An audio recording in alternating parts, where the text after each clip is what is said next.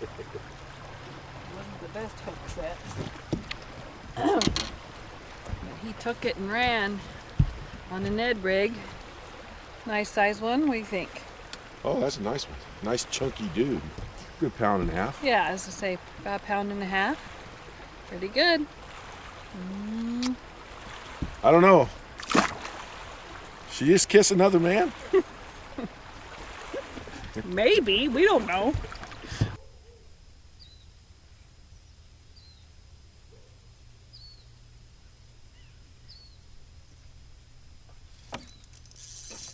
He took off with it. I sit here and watched him take that line. I just let it sit. I moved it and I just let it sit. It's a pretty good one right here.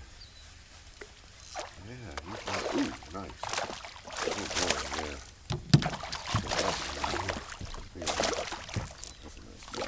That's a nice bass. Good job, baby. There's a nice one. Yeah, look nice too. Yeah, perfect. Perfect hook set. This is the hook set you want right here. Right on the top of the mouth. Got him over there by that dock. And that's a nice largemouth right there. That looks like a largemouth to me, but doesn't matter. He's beautiful. Maybe a pound and a half. Good little fighter. Got a cool little color here I'm using today, and they seem to like it, so hopefully we'll get some more. Hey everybody, it's Dalton. My wife and I were out here fishing yesterday, and there's a reason why she's not here with me today. We've been married, this December will be 32 years. She's often told me if I'm around, she can't get things done around the house. So she said, "You're going fishing today." Well, I'm going to obey my wife. I'm going to grab my boat and I'm going to go fishing. We were out here yesterday, and you know, my wife loves the Ned rig. She's been infatuated with the Ned rig ever since she started throwing it. She likes throwing the little 2 3/4 inch TRD. It's a great worm. And I've caught, and she's caught tons of fish on it, but I started to think, you know what, I want to start playing around with something else. A few weeks ago I did a video on just a 4-inch worm on a jig head. I didn't call it a Ned rig. I didn't really have a name for it, but a buddy of mine says he calls it a jigging worm. So that's what I'm going to call it. This here I'm going to call an upsized Ned rig, okay? And it's only because I'm using the same bait, but instead of using a 2 3/4, I'm using a 4-inch, okay? Same Elastec, everything's the same. So this color right here is the one I was catching fish on. It's called Drew's Cross, so it's a really cool color. Kind of show you how this thing sets up. I just use a spinning rod, medium action.